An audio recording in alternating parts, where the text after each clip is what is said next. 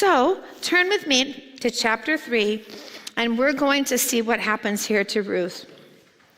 Ruth, right here, was told that she would stay with her mother-in-law, that she would stay by the women, if we remember last week. And he said, you can glean amongst the men and everyone and the women.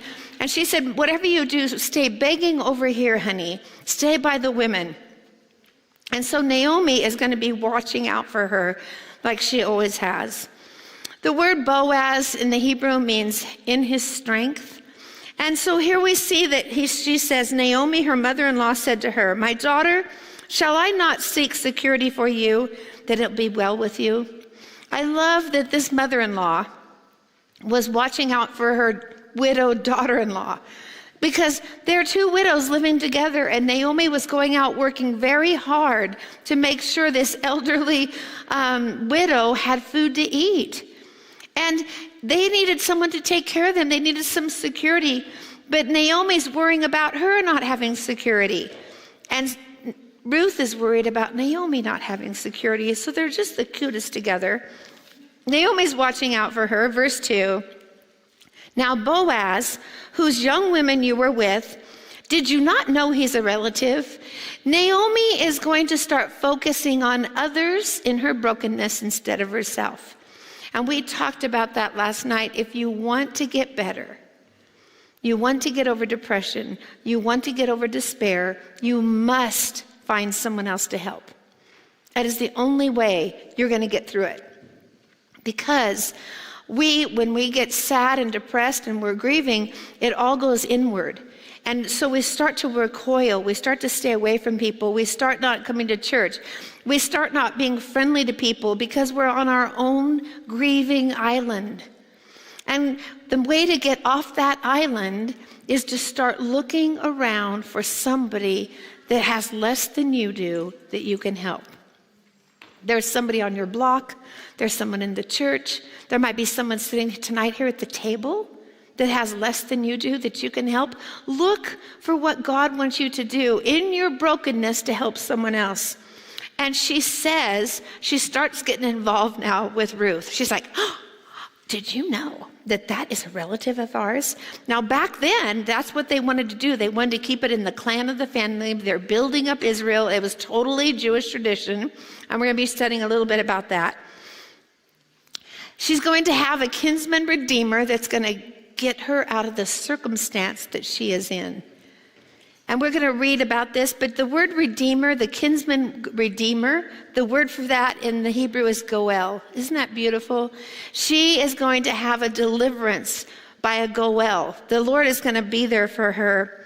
Timing is everything. And now, before her mother-in-law was saying, stay away from the gentlemen, stay and glean with the women, now she's going to give her some amazing advice. And you're going to go, oh my gosh. Let's read. My daughter, shouldn't I seek security for you? Now Boaz, this man who owns all the fields where you have been, he is a relative. In fact, tonight, he is willowing barley at the threshing floor.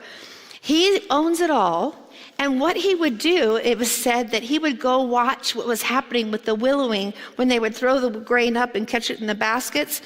Some of them weren't that careful. And so he would go and supervise how his wheat, how his harvest is being taken care of, that they're not wasting it, that the chaff isn't blowing off in the wind, that they're paying attention to what they're doing, because that was his livelihood and that was his employees' livelihood, and he took his job very seriously. But we're going to watch that he's a very kind man. We've seen how he acted with her before when he said, stay in this field here and glean here, don't go anywhere else. He's a very thoughtful man, and he's also one that's going to be working as hard as his employees. They say if you want something done well, do it yourself, right? Or show the other ones how to do it, right? And that's what he thought. He goes, I'm going to go be part of this. I am going to go there and watch out and make sure it's all happening good. Therefore, this is her advice to her daughter-in-law. Wash yourself, anoint yourself, and put on your best dress, and go down to the threshing floor tonight. But do not make yourself known to the man until he's finished eating and drinking. She goes, honey, I've been thinking about this. This Boaz, he's a catch. He's really cute. She's matchmaking in her little heart. She's getting involved in something other than herself. It's really good that you do that. Get out of you and into someone else. And so she says, I've noticed him, and you know what I think? I think there might be something happening here. She finally gets it. And so she's telling her, I want you to go down and do something different, and I want you to put on your best dress. Things in Ruth's life are about to change. How many of you know that change is hard? Okay, I've got a few things to tell you about change if you want to jot these down. I like this saying, and Gerald and I have been praying over this right now, and then we got this saying, and we loved it. Okay, are you ready for this one? One day you'll be so glad you did, or you'll wish you had. Not good. You'll be so glad you did, or you'll wish you had. Most people opposed to change do not have a very clear, articulated vision of the preferred future. You don't really know what it's going to look like, and therefore you don't want to change because you're not sure what it's going to look like. You can't build a new future, a better future, if you keep looking in the past. I'm going to repeat that. You cannot build a better future unless you let go of the vision of the past. Now, I'm not saying this. This is what the Bible teaches. She let go of the past. She was a Moabite woman that decided not to see her dear mother-in-law travel, Naomi, alone going up to Jerusalem, and she left everything and went with this woman to take care of her, to watch over her. She is involved with something other than her past. And if you continue to romance your past, you will be stuck. You have to let go of the past. We've grieved. I have grieved a lot in my life. I've lost many people. My dad and my husband died 6 months apart. I know what it's like to grieve. My mother died. All I have left is one brother. I know what it's like to cry, but I also know it's a choice to go forward. And you have to choose to go forward. It's all right to be sad once in a while, but girls, your destiny is waiting for you. God has something amazing for you. Success often limits you to the future because you're afraid, you have fear of failure. When you've successfully done a lot of things and seen a lot of things, instead of spurring you on to do more, like how exciting, look how good all this worked out, maybe that'll work out good too. Guess what? It can actually cripple you because you're scared to fail. You've succeeded. Now you're scared to go out and take a chance. Because what if you fail? You've succeeded up till now. This is what they're saying about change, okay? Transforming yourself into thinking differently. People aren't opposed to change. They're mostly opposed to a change they didn't think of. Isn't that true? You know, we really don't like the change that we didn't think of happening to us. Sometimes we're just forced into a change. Has any of you ever been forced into a change? It's so abrupt. It's almost rude, you know? You're doing just fine, and all of a sudden this just comes upon you, right? Change is hard because you crave what you already like in your life. That's why you don't want to change.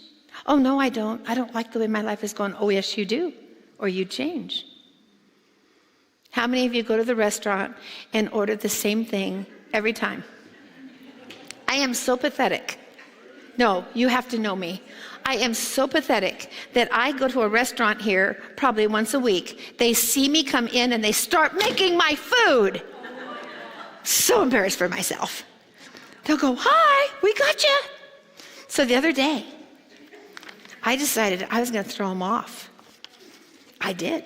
They came up to the table and they said, we've already started yours. We're ready to start yours. I said, no, I'm doing something different. But I didn't like it. But I did it. I changed. Then the next day, I go back in there with some friends that came into town. I'm sitting there about a week later. I got something different than that. And I didn't like that either. But I'm changing, okay? Eventually, I'm not going to go back to the same thing that I always get. Change stretches you. And tonight, one of your questions is, when recently have you been stretched? Not a long time ago, but recently. When has that happened for you? Naomi's telling her, honey, go put your best dress on, put on some perfume, and go down there to the threshing hold where they're working, and just wait. Don't let him see you, just wait. But you know what she had to do in order to go down there? She had to step. She steps. She takes a step of faith. She takes good advice from a woman that's elderly that loves her. It's easy to take advice from somebody that really loves you, isn't it? It's horrible to take advice from someone that doesn't like you. But you get someone that really loves you and you know they love you and they say, come here, honey. Why don't you go down there and put your cute dress on and smell good? And Ruth's going, okay, I'll do that. You know, because she knows deep down Naomi has nothing but the best for her. And that's good advice from somebody. And she said here in verse 6, she said, and then when he lies down, now keep in mind, she's got a plan, all right? Isn't it funny when people lay out a plan for your life, right? It's just funny to me. I got a plan. And when he lays down, you shall notice the place where he's laying down. You shall go in, and you should uncover his feet and lay down at his feet. And then he will tell you what to do. This once woman was telling her to keep away from the men is now telling her to go to a man that has been eating and drinking and lay at his feet? What? What's going on here? How could she do that? How could she trust a man like that? Because, 2 reasons. Naomi knew who he was. It is a relative of Naomi's. She knows his reputation there in Jerusalem. She's aware of who this man is. And also, she is trusting God. Have you ever got a glimpse about what God's getting ready to do? Have you ever done that? Just started to say, I think it's starting to unfold. Gerald and I are living like this right now with CBI and watching them pop up everywhere. And honestly, we're having a hard time keeping up because they're popping up so fast. We're so excited. I told you that I get up in the morning. I get up about 8 o'clock. Gerald gets up about 6. He's already been on the phone for 2 hours around the world because their time zones are totally different than ours. So he has to get up early or he has to stay up till midnight to talk to them at 8 o'clock in the morning. So our household is constantly revolving about what's happening here. And we're starting to see the glimpses of what God's doing in the world. Jesus is coming. Our world is dark, very, very dark. Jesus is coming. And we need to remember that he loves us and he's coming. Do what you can to invite somebody to Easter service. Offer to pick them up if you have to. Bring them here. They will hear about Jesus. You're shy. You don't want to tell them about Jesus. You don't know what to say. Just go get them. Just go get them and say, hey, you know what? Next time you go, how about this? It just popped in my head. It must be spiritual. How about this? You're in line at Starbucks. You look in the back and there's a lady behind you and she's waiting for your turn. And you pull up and you give your order. And then you give her an extra, $5, $6, whatever. And say, buy the lady behind me the Starbucks. You might not want to do it if it's car full 8. You'll go broke. But if it's a single woman or one other, you can do that. Will you go ahead and tell her that I went ahead and I gave, you the permission to go ahead and give her drink to her. And then would you hand her this card? Well, you know what? That Starbucks lady will do your work for you. Okay? Don't forget to leave her a little tip because you've asked for extra. But you don't even have to get out of your car. You can just do that. Wouldn't that just be easy? And pray before you hand it out that the person behind you is somebody that doesn't know Jesus, or somebody that's hurting, or someone that's new to Yucca Valley looking for a church. Wouldn't that be great? Or you could go stand at Walmart and hand out bouquets of flowers. Stepping forward, stepping into change. She knew she could trust him because she knew Boaz. She knew she could trust the Lord because she knew God. And now she's starting to see maybe there is light at the end of the tunnel. There's always light at the end of the tunnel if you're a believer. Always. He will never leave you, nor forsake you, nor leave you in the dark. And so she says, all that you say to me, I will do. So she went down to the threshing floor and did according to all her mother-in-law had instructed her. Can you just see this happening? Naomi's waiting at home, pacing the floor, going, oh my gosh, what's going to happen? What's going to happen? Her whole heart's now involved in her. Now Naomi's kind of forgot to be sad because it's kind of exciting, right? She's becoming involved with somebody else. And this is just another friend. She's just helping Naomi, but she's starting to get her eyes off herself. It's so important that we don't focus on every thought we have, every fingernail that's out of place. It's so important that we don't dwell on every single negative thing about ourselves, about our husbands, about our children, and that we think of others. And so she went down to the threshing floor, and Boaz, after he had eaten and he had drinking, this says his heart was happy. He was an employee. He has all his other employees around him. He goes over and finds a sheath somewhere over there where there's some, probably some privacy. He goes in, he's happy, and he's laying down. I think this is good advice for us women for our marriages. Save the bad news till after they've had dinner. Your kids are flunking. They're getting an F. The fence blew over. We're overdrawn. Did you forget to pay that bill? The car needs new tires. One blew out today. Wait till they've had dinner. Yeah. They're going to be in a better mood. They're going to be nicer. They won't be so crabby. Okay, you got some bad news. You've been waiting all day for them to get home. Just feed them. And then go, honey, by the way, did you know that we got this big problem now? And you know what? He's going to be nicer. The Bible says so. Read that. See? So they went down the threshing floor, and Boaz had eaten, and his heart was cheerful, and he went to lay down at the end of a heap of grain. He's exhausted. He's worked all day in the sun. He's happy. He's made a lot of money today. He's watching all the grain be put into the sacks. He's going, it's a good year. It is a good year. And he laid down. In verse 8, now it happened at midnight. Some lady was so cute. Today she was 83 years old. And she walked up, and you know what she said? Are you ready for this? Isn't God romantic? If you read this, it's really romantic. She waited till midnight. Isn't that just the cutest? The Bible mentions that. I mean, it just adds drama, doesn't it? And then she went gently in and whatever. Oh, no, we got a time here. She waited till midnight, and the man was startled. Well, I think so. Keep in mind, he's laying there sleeping, and it's dark, and he's totally fine, and then all of a sudden he feels something in his feet. He probably thinks it's a rat. He doesn't know what it is. I mean, just think of that. All of a sudden, there's just like something in the down there, and it's bothering your feet.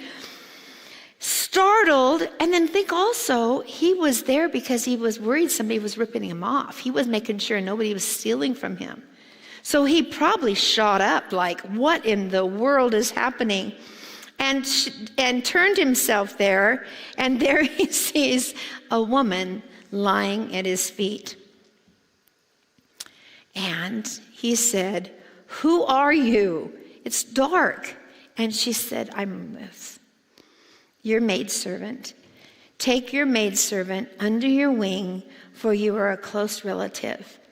See, in Deuteronomy 25, I'm going to start with verse 9. Tonight you can read it at your table if you want. Deuteronomy 5 through 10. I'm not going to read all 10 verses, but back then, God was all about raising up the families. And so if there's 3 brothers and one of the brothers die and he leaves a widow, she has no children, it was important that he would bring her into the home and give a birth to her, a child to her, in the name of his brother. It's how it was done. It was their tradition. They all did it. But every now and then, somebody would look at that, being the near kinsman, and go, I don't want a wife. I've already got a wife. I'm not going to take another wife. I'm sorry, that's not my job. I don't want to do it. And there's directions here what to do, okay, if he declines. And so he knows what's happening. He knows what's going to be said of him because he knows the custom. And so she said, take me underneath your wing. And actually back then they wore these great big gowns and stuff. And it actually means take me under your skirt. Take me by your side. For I'm a woman and I'm in need. But she had a right to go ask. It was part of their tradition in the Jewish culture. They were used to that. And she said, for you're a close relative. And if for some reason a close relative did not want to marry her, I told you this, verse 9 in Deuteronomy, then the brother's wife shall come to him in the presence of the elders. Just picture this. Remove his sandal, that'll teach him. Remove his sandal from his foot, spit in his face, and answer and say, so it shall be done to the man who will not build up his brother's house. His name shall be called in Israel, the house of the man whose sandal was removed. Do you know what I like? I like that God's so kind to women in the Bible. Jesus was a liberator of women. This is a good time to be studying the women of the Bible. Because she had a right. And you know, many other religions, women are not, they have no rights. They answer to men. They have all of this stuff that they have to go through. And here, even back then when it first started, this is what she would have to do. Boaz knew the tradition. He says here, who are you? Verse 9, she said, I'm Ruth, your maidservant. Please take me under your wing. Take me along with you. And then he said to her this, you are blessed of the Lord, my daughter. In chapter 2, verse 8 of Ruth, when she first goes to glean in the field, he asked about who she was, and they said, that's Naomi's, daughter-in-law who's now a widow that's feeding Naomi, your great-great-aunt, or whatever it is. And so when he went up to her, if you remember I taught, he said to her, go ahead and glean in my field, my daughter, because he knew that there was some kind of a relationship relative to her. And look what he says here. Blessed are you of the Lord, my daughter. He knows that she is a relative. I kind of think he'd probably been looking into it already because he was interested in asking about her and let her glean over here and saw how strong she was, I think he liked her. And that's just me. I'm a hopeless romantic too. But I think he liked her. And he said, because you have shown more kindness in the end than you did in the beginning. And you didn't just go after young men, whether rich or poor. She's going after the big bucks. But that's not what this is about. She's going after the one who Naomi knows, who's part of the family, distant enough that she could become his wife. Proverbs 31 talks about who can find a virtuous woman. He said that he told her, he goes, I know who you are, my daughter. Do not fear for you and all your requests. Verse 11, for all the people of the town know you are a virtuous woman. All the people of the town know that you're capable, that you're virtuous. Proverbs 31, who can find a capable, virtuous wife? Her worth is far above rubies. To be accurately translated, I told you I've been studying. The word there is actually pearls, okay? Now, you know that a pearl is caused from a scratch in the oyster, and then they keep covering it over with liqueur or whatever that's called, and they keep covering it and keep covering it, till finally the pearl looks like this. That's why I wore this, okay? This one must have had a lot of big scratches because this is a really big pearl, okay? So this was caused out of an irritant to the oyster that kept covering it, and it made this beautiful pearl. And then this morning, I was talking to my friend Kathy, we were talking about pearls, and she said, you know, in Revelation chapter 21, verse 21, I'm going to read it to you. She said, 12 gates, there will be 12 gates in heaven with 12 pearls. Individual gate was the one, and an individual gate of one was one pearl. And the street of the city is pure gold, like transparent glass. Isn't it interesting that she's more precious than rubies, that there is gates in heaven made of one big, beautiful pearl? And you've got to think the gate that we'll walk through, this beautiful pearl gate, was formed on earth out of irritants that scratched you and hurt you and disappointed you. And yet now you'll walk through it, this gate made of a pearl, that the Lord took care of it all. Isn't that beautiful? Bigger than you ever dreamed, bigger than you can even imagine tonight, a gate made of pearl. Because we're in heaven, and there'll no longer be a place where we're hurt and scratched and damaged and needy. It's over. And you'll walk through that. Of all of the things he could have made that out of, that gate, God chose a pearl. I think that's just so beautiful. So let's go back over here in Proverbs. Who can find a woman that's competent? Her husband will safely trust her. She will have no lack of grain. She does him good and not evil all the days of her life. Verse 14, she's like a merchant ship. She brings her food from afar, like Amazon. Okay? She rises while it's yet night and provides food for her household. She gives a portion to employees. She considers a field and she buys it. She's a bright woman, competent. This isn't follow 12 steps behind me, woman, and get out of my sight. This is a competent, beautiful woman who knows who she is, knows the value of money, and if she thinks it's a good deal, she said, let's buy it. Don't you love that? Her husband trusts her. He knows that she's seen something that costs $200. And he knows she's the type of woman that will wait till it comes down to $29.95 and then she'll go buy it.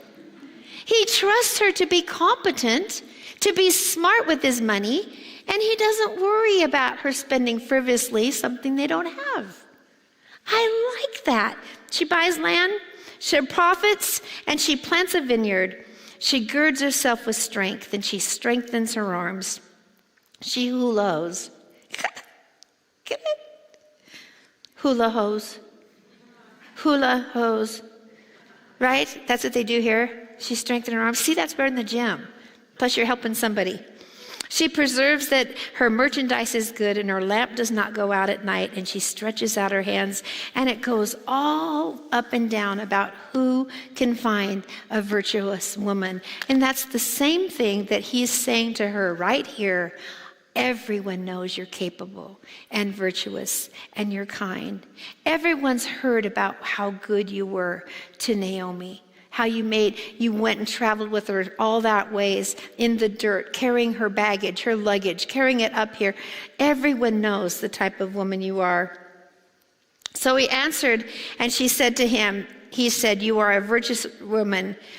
It is true I'm a close relative, verse 12. However, there is one even closer than me. So by their tradition, it had to be the closest one down the family line that this woman would go to. What I like about him is he wasn't like pushing and being like somebody strange and going, you should be mine, come on over here, you woman, working in the field. You should be my wife. He was a gentleman. He probably didn't think she'd ever notice him. He probably thought, she's so pretty, she'd never give me the time of day. She's older. And she's looking at him going, you know, you could be my husband. You could take care of us. You could do this. And maybe that's what I'm supposed to be doing, is asking you. She lays at his feet as a servant, A serpent. Just checking to make sure you're listening. Okay, she lays at his feet as a servant. Respectful, kind. And he wasn't going to take advantage of that. He goes, I know you're a godly woman. I'll do what I can, but there's rules we have to go by because, you know, now you're in the Jewish realm. And he said, we have certain rules, but he says, there's one closer than I am. However, he's closer. Stay this night, and in the morning it shall be that I'll perform the duty of a close relative for you. If he wants to do it, good. Let him do it.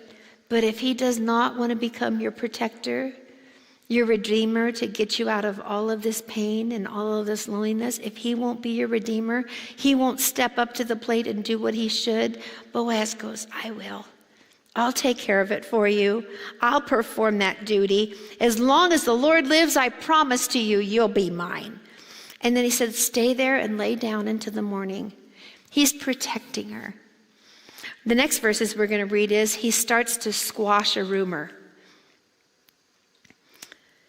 He probably has already looked into it. He probably knows. How did he know just all of a sudden there was a relative closer? I think he's thought it through and said, gosh, wonder if, well, no, she wouldn't look at me. I'm old.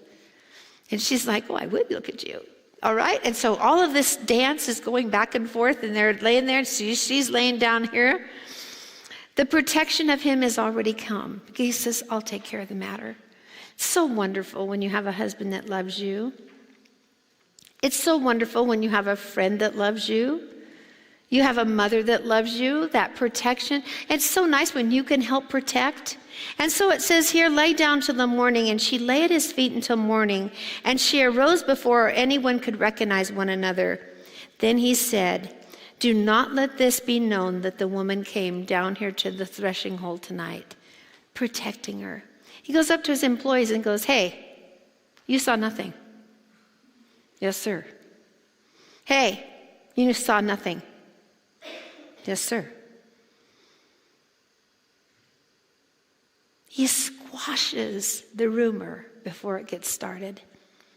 Let's be rumor squashers. He just said, don't be talking about her. You don't know anything that happened, so you don't go out and start doing that. And so here it says that he said to her, woman, do not let it be known that this woman has been down here. And then he said, bring the shawl that is on you and hold it out front. And when he held it, he measured it. It was 6 ephahs of barley, and he laid it upon her. Now, I studied this because one of the books I read said an ephah was 35 pounds. Well, this doesn't make sense. So let me tell you what I found out. An ephah in the Hebrew is called a homer. And a homer weighs differently if it's gallons or if it's dry grain. So there's a whole different measuring here.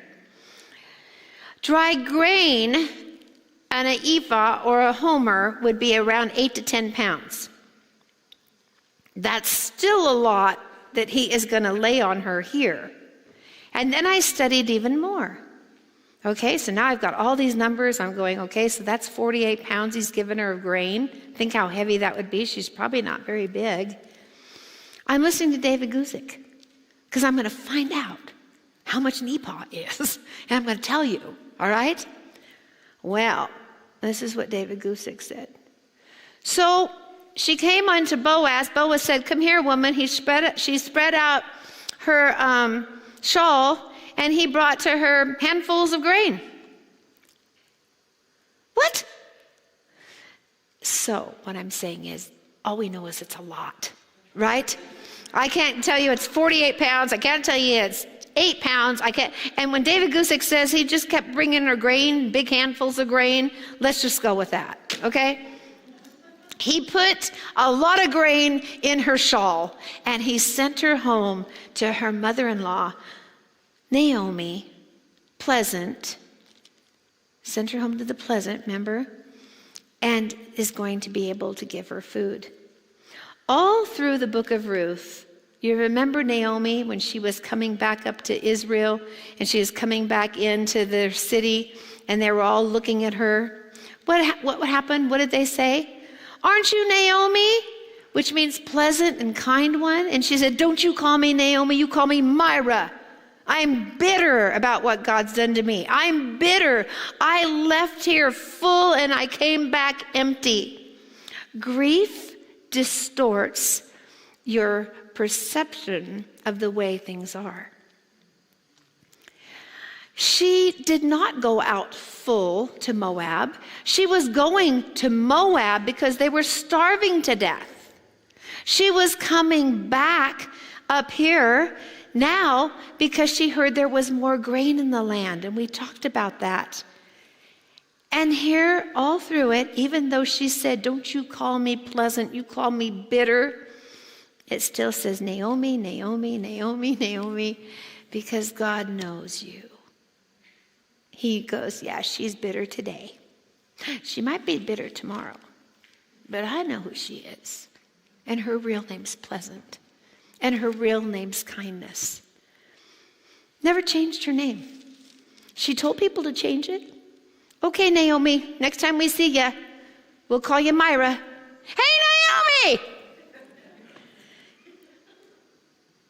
God knows. And so here she has 48 pounds she's dragging home, or lots of handfuls. She's dragging home to her mother-in-law.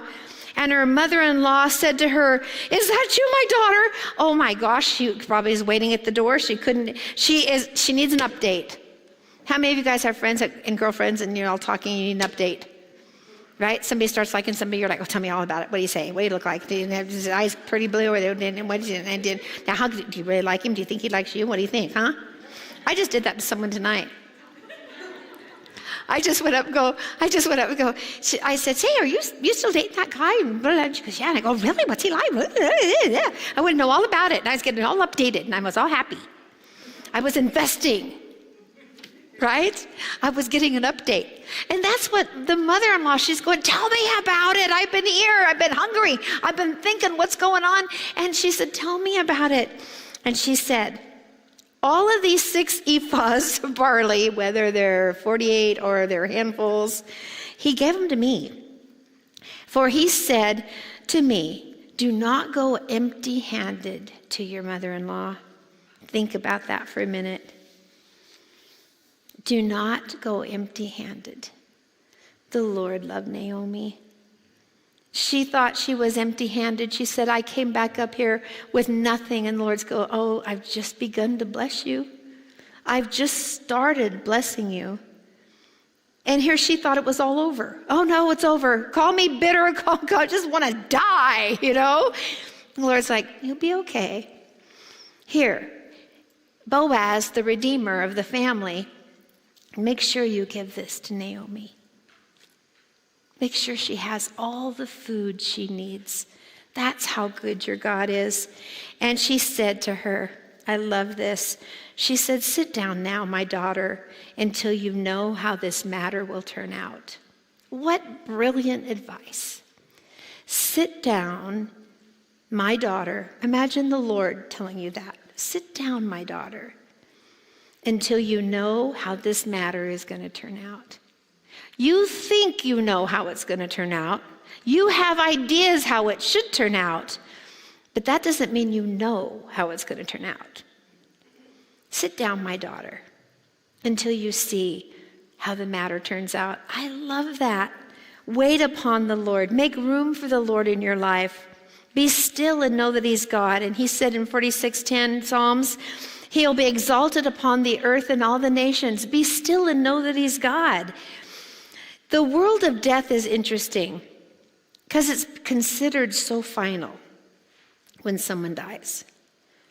But you know what? For some, it's an entry into oblivion of nothingness. From here on out, nothing good is going to happen. From here on out, I have to deal with this. I'm empty. But to other people dealing with death, it's an entry into a new dimension of your spiritual reality. And God's stretching you to trust him more. So you can either be the one over here that is going, it's for nothing, I'm empty, there's nothing going on. You could be the one looking at it going, God has something new for me.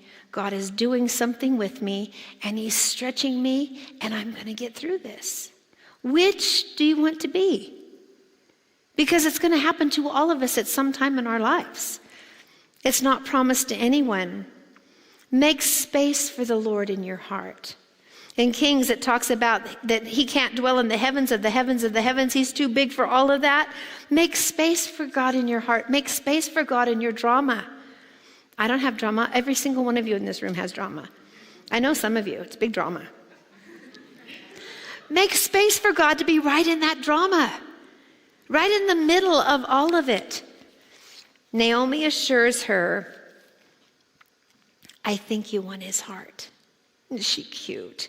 She says, for the man will not rest until he's concluded the matter today. Naomi's like older and wiser, right? And she's like, oh, honey, he said he'd get right back to you. I bet he's already there. Finding out that guy wants to, take you in, or is he going to get slapped in the face with a sandal? I bet you. Take his shoe, spit on him. I bet you that's already happening. I bet he knows. I bet he's going to go confront him right now. Philippians 4:6 says, be anxious, be stressed for nothing. For nothing. God doesn't want you to stress about nothing. But in everything in prayer, supplication, and thanksgiving, let your request be made known to God. Maybe you're saying, I've prayed about this 4 times today. Pray 5. He never tires listening to you. Pepper your prayer with thanksgiving and thinking on how good he is, and you can pray about it as much as you want to. And he never tires of hearing your prayer. Now, friends might tire of hearing about what you think. Not God. Talk to him all you want to. Psalms 37:4-5, delight yourself in the Lord, and he will give you the desires of your heart. Trust in him, and he'll bring it to pass. Sit down, my daughter, until you know how the matter will turn out, is what the Lord's saying to us tonight. Sit down, relax, de-stress, until you know what I'm going to do, is what God's saying to you. Your questions tonight are, when lately have you been stretched? Ruth had instructions. She had to do things. She had to step out. When has that happened to you? When has the Lord taken you under his wing for protection? When all looked hopeless and helpless and it just changed? When was that happening to you? And your last one is, have you ever been able to squash a rumor? Just flat out squash it. Let's pray. Father, we thank you, Lord, for your word, and for, God, there's just so much richness in it, and studying Naomi and Ruth and everything they're going to go through, and how you're going to redeem the situation that looks so bleak and impossible. And you are going to show up, and you are going to do your perfect will. And Lord, I pray for each of the girls tonight that you bless them for being here. Let them be able to find somebody, Lord, to pour into and give a card to this week, and invite someone to the Easter service. In Jesus' name, amen.